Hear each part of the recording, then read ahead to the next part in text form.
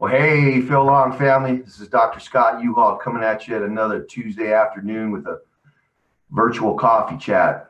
In fact, we've been spending our December talking about 5 weeks to being right with emotional wellness. And today we're going to continue or finish up with that series. And we're going to talk about the T in right, and the T stands for therapeutic activities. And when I talk about therapeutic activities, I'm talking about things that we can do, activities that we can do that are gratifying, self-fulfilling. We enjoy them. And a lot of times we're too busy getting caught up in the day that we don't make time for ourselves. We don't make time for our own personal therapy, if you will. So I'm excited about today's information. I'm going to kind of explain what therapeutic activities are and then share with you how they can improve our personal well-being. And then I think probably the most important thing I'll share with you today is that how you can use your own mindset to look at things in a beneficial way. We've talked about distress and eustress in the past and the stress response, and we're going to readdress that a little bit more today. But really, I think the big thing I'm going to end up with today is some therapeutic activities. How you look at a situation, you can really do anything that you want if you set your mind to it. And we're gonna try to show an example of that that I went through over the last 12 years, and we'll share that at the end of the program. So welcome to our quarter hour of Wellness Power. It's our last one. I want to say thank you very much to Kangaroo Coffee for being our sponsor this year in 2020. And then again, everybody that's checked in, thank you for getting our quarter hour of Wellness Power. So with that, let's get after it. Excuse me, got a little bit of a cough here. Again, we always had our disclaimer. Again, if you've had your, it's getting close to the end of the year, make sure that you get your annual physical. Make sure that you get blood work done with that annual physical. It's all considered preventive care. And you can get that through your provider, whether it's our Care Here clinic here at Sitton Road or in Littleton, excuse me, or you have your own personal provider. But make sure you get all that stuff done so that we can identify any kind of health risk at the earliest possible time. So with that, what are therapeutic activities? And that's kind of a broad term. We've talked about many things in this last month, and I think kind of summarizing all that information with therapeutic activities would be a great way to end the coffee chat and then this year's information. But therapeutic activities are really any kind of a relationship, a hobby, an event, a personal thought you might have, or behaviors that when practiced, and that's the key, we have to practice them, they can elicit a positive, a beneficial, a eustressful, a feel-good kind of emotion. And it's generated from our autonomic nervous system. And if you remember a number of coffee chats ago, I think we had Lisa Camarillo on as a special guest, and we talked about the stress response and the general adaptation syndrome having 3 levels to it: alarm, resistance, and exhaustion. And our bodies are constantly in a state of flux of dealing with the alarm stage and the resistance stage. And all of us have heard of distress or harmful stress, but not everyone's heard of eustress or beneficial stress. And we're going to try to focus on that a little bit today, because again, that's what therapeutic activities generate from our innards and from our insides. They make us feel good. And really what it is, it's remedies that can be these therapeutic activities can actually be adjuncts, supportive medical procedures to help with things like insomnia, anxiety, depression, PTSD. There's a lot of research on positive thought and therapeutic activities with that group. So really, in thought or in concept, the things are done that stimulate our original or creative thought. They bring out emotional happiness. They improve and strengthen our self-esteem and our self-confidence, and give us a general overall sense of well-being when we actively participate in these therapeutic activities. And again, what are they? What are therapeutic activities? Well, in a general sense, they're any activities that stimulate and influence this eustress response that we talked about. And I mentioned just a little bit ago about the general adaptation syndrome. But this gentleman, Hans Selye, kind of coined the term. And again, with stress response, it can deal with distress and eustress. It's the initial part of the fight or flight response. And so we want to try to get more eustress in your life instead of distress. And we're going to kind of, I guess, define that now. But eustress is a moderate, it's even a slightly psychological stress. It's interpreted as being beneficial or a feel-good element to the person that's experiencing that situation. But here's one thing I want to point out. I mentioned it in a coffee chat a long time ago, but our brain is programmed, unfortunately, due to the fight or flight response. We remember negative things much more efficiently than we remember positive things. So therapeutic activities are not innate to our behavior. We've actually got to practice them. We've got to think them through, where very commonly when something negative happens, again, our fight or flight response, our natural reaction, picks up on those a lot more effectively. So we've got to overcome that genetic characteristic. And again, eustress is perceived. It's a thought. It's a feeling. It's an emotion that you have, but you recognize it as worthwhile and challenging. You enjoy that, and like I said, it's something that we should go after. It motivates us. Eustressful responses from the stress response, they motivate us. They want us to be. They help us to be more physically, mentally active. Strengthens our emotional well-being. And again, one thing about it that's different than distress. Distress, obviously, we can manage it all day, but eustress is a very short-lived phenomenon. We have to constantly practice it to get that feel-good effect that we're looking at. And again, like I said, with distress, that's with you all day, every day. So it's a practice element. I can't emphasize that enough. Eustress makes us feel excited and uplifted, all right? And it's also supportive of a strong self-esteem and self-confidence. One thing that eustress is not associated with, and we've talked about many of these over the coffee chats this year, but chronic distress, digestive issues, things like GERD and acid reflux, sleep disorders, heart disease, which is a chronic disease.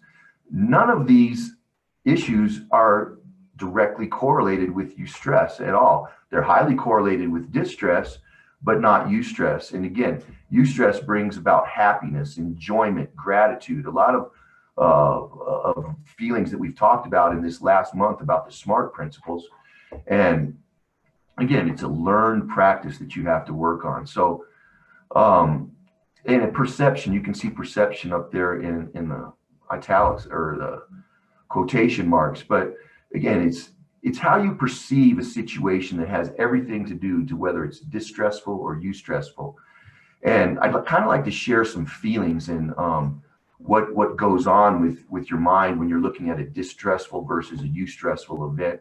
And then I'd like to share a story that I've actually gone through where I was looking at life distressful and then decided to do something in a eustressful event. And I think it worked out pretty well. But when you look at a situation at hand, again, a relationship, an emotion, a feeling, a friendship, a situation, if you look at that stressful or that stressor in a distressful manner, it makes our brain fog. We can have feelings of helplessness and anxiety. We can feel irritable. We can be scared or nervous.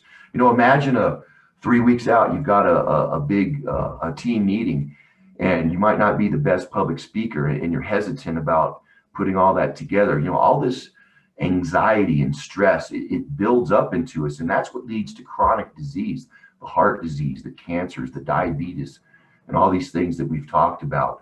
It can bring out frustration and anger and behaviors in us that aren't really common. But again, that's what distress does. But let's look at this now, kind of the same thing. You got a big event out 3 weeks out, and let's look at it now in a eustressful event. You can think of this as, hey, this is an opportunity for me to learn things. It's an opportunity for me to share information with the group that we're at. And eustress, I want to learn about this new thing. I've got vigor. I've got determination. I want to find out everything that I can about this situation. And, I get up and I'm excited to learn new things. I want to talk to my peers about, wow, man, I was checking out this situation A, and it helped me understand situation B a lot better. And gosh, it just makes sense. And just like with distress, where you can build up all this anxiety, eustress, you can build up, manic issues. You can build up happiness and a motivation to do things. We've talked directly about resiliency and gratitude. And those that are resilient, they find ways to make it through the tough times. And those that are grateful, we're thankful for what we have. And this is all about this mental perception of looking things, distressfully or eustressfully. Is the glass half empty? Is the glass half full? So one thing I do want to point out is that, and it's a very strong correlation, there's not a lot of chronic disease in people that are eustressful. I mean, it's out there, don't get me wrong, but it's much less likely to be prevalent in our population and society than people that look at things in a distressful environment. And like I said, it's all about perception. We have to work at looking at things in a happy manner, in a happy way. So what I'd like to do is I'd like to kind of share a real life situation that I went through and how I turned lemonade out of lemons. And it was all basically a mindset and how I looked at some things. And I guess let's get into that. When I was younger, I had a distressful mindset about music. I loved music. I went over to my buddy's house all the time and slept overnight so I could watch MTV when they still played videos. And I enjoyed it. And God, that would be so much fun to do. But I had never been exposed to music growing up. I didn't know my treble clef from my bass clef. And I went, man, that looks hard, but gosh, it sure looks fun. I can't do that. And I mean, I was just given all this negative self-talk to myself as to why I couldn't try music. I mean, what was truly holding me back? I enjoyed it. I had friends that played music. I loved watching them play. I was kind of envious of watching them play. God, man, that's so much fun. But again, I was negative self-talk. I don't have time. I wouldn't be very good anyways. And then, believe it or not, about 12 years ago, I decided, you know what? I'm going to give music a try. It's either time to put up or shut up. I still loved music. I'm an 80s guy. And so I said, you know what? I want to start a band. I've had a guitar for years. I don't really know how to play it. I know one or two chords. So about 12 years ago, I started practicing guitar. I got me a music teacher to help me read and understand sheet music. I went out and got guitar tabs. I really didn't know how to read music, but I could figure out how to do chords and all that. I watched YouTube videos, and you know what? I decided, I'm going to start a band. I know for a fact if I would have tried out for this band, I probably would not have made it. But I figured out, you know what? I've got a big ambition. I love music, and I've got a dream. And so I said, I'm going to surround myself with some serious musicians. And as a result, I basically turned distress into eustress. And I'd like to share with you 10 years of accumulation, just looking at things a little bit different of a mindset. Check out my band, Sofa Killers.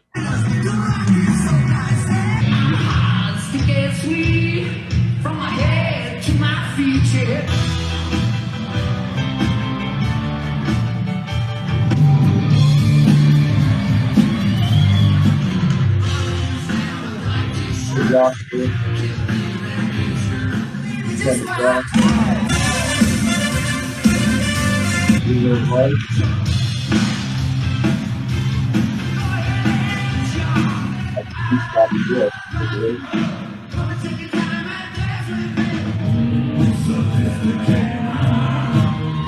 Got to go the best one you can in town.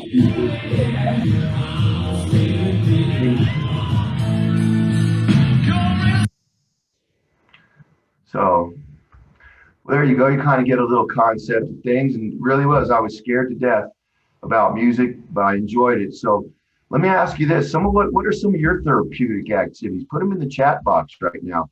What do you like to do to break up stress? I mean, do you like to be in the outdoors? I know some people like to bike. Do you like to paint? What can you do to develop your therapeutic activity? Because, ladies and gentlemen, we really need a lot of this. We need to help put off steam. 2020 has been a crazy year, but we really need to make time for ourselves. I know there's only 24 hours in a day, but find the people that you love, that you spend time with, that you adore, and do things with them so that you can get the eustress out of life, and that distress isn't just constantly pounding you. So let's look in the chat room. Let's see what we got. What do y'all do to close things out? Oh, Will likes to drum, spending time with overgrown puppies. I love puppies, puppy chows. Abstract painting, absolutely. I've got a friend that he picked up painting about 2 years ago, and I mean he's a natural at it. Scott's band is good. Thank you very much. The check's in the mail. Take a drive in the mountains, absolutely. Just kind of de-stress. Nature's a great thing to look at. So, if you like to crochet. If you like to play backgammon or you play dominoes, make sure that you do that because again, it brings out happiness and eustress. So with the final coffee chat, virtual coffee chat, again, I want to say thank you very much, Kangaroo Coffee. And I want to say thank you to every single one of you that have tuned into a virtual coffee chat this year. We got almost 100 people, unique individuals that have tuned into the coffee chats this year. So thank you very much. I'm looking forward to 2021. And one last thing, you're going to get a survey in the mail in the next couple of days, and it's looking for some information on direction next year for healthy habits. Please take a couple of minutes to fill that out. We're going to have a raffle for a gift card if you return that to me. But once again, thank you, everyone. God bless. And thank you, Phil. Wonderful place to work. We'll talk to you later. Bye-bye.